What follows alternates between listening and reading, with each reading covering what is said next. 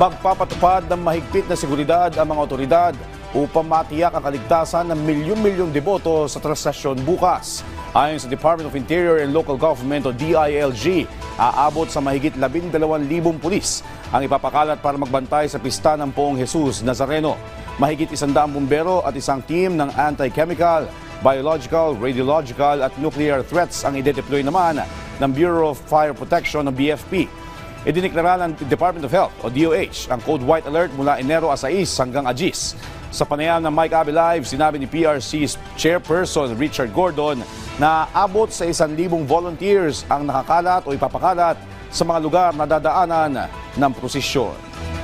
Ang payo ko ay kung kayo may sakit, hanggat maaari, huwag na kayo pumunta dyan. Pero kung kayo ay may kapansanan, katulad diabetic kayo, maglagay kayo ng konting papel sa katawan ninyo, doon sa inyong bulsa, na nakalagay yung pangalan nyo at sabihin nyo, ako'y diabetic, para alam namin kaagad kung ano ang i-address namin. Alam namin kung ano kapansanan nyo para hindi tayo magkakamali sa ibibigay na pangunang lunas.